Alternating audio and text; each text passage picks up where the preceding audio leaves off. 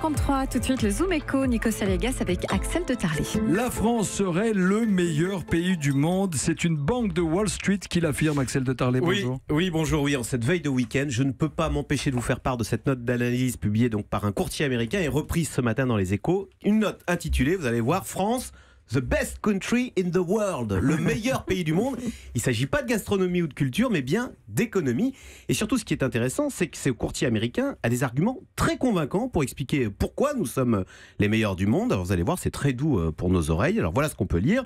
La France est plus forte que ses voisins. D'abord, grâce à sa démographie, plus forte qu'ailleurs, qu'en Allemagne, qu'en Italie. 2. La France a un système politique plus stable, ce qui lui évite les affres du populisme et autres Brexit. 3. La France est un pays uni, il n'y a pas de risque de désintégration ou de velléité sécessionniste comme en Espagne, au Royaume-Uni ou même en Belgique. Et puis c'est pas fini. 4. La France a une économie qui repose sur les services, ce qui fait qu'elle est peu sensible à la guerre commerciale de Donald Trump, contrairement par exemple à l'Allemagne qui exporte beaucoup. Oui, mais certes, ok, ça ce sont les bons côtés vus de l'extérieur, mais comme dit Emmanuel Macron, la France est peut-être aussi un pays gaulois réfractaire au changement. Voilà, alors même là, ce courtier américain parle de cette chose, mais il y voit une raison d'être optimiste. Il explique, c'est dans la note, que la France part de tellement bas en matière de réforme que les choses ne peuvent que s'améliorer. Vous voyez, c'est l'optimisme à tout prix.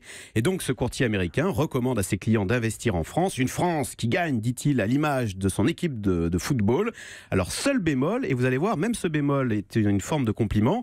L'analyste qui a rédigé la note explique que le problème pour investir en France, c'est que nos grandes entreprises sont très internationales. Les L'Oréal, Michelin ou LVMH réalisent les 3/4 de leur activité à l'étranger, hors de France.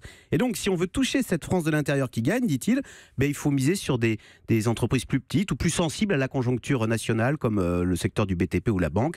Écoutez, ça fait plaisir de lire autant de chances positives à notre endroit. Et c'est important parce que ça contribue aussi au climat de confiance à même de booster la croissance. Voilà. Et puis le moral des gens. C'est bien qu'on nous aime à l'étranger en tous les cas. Merci Axel.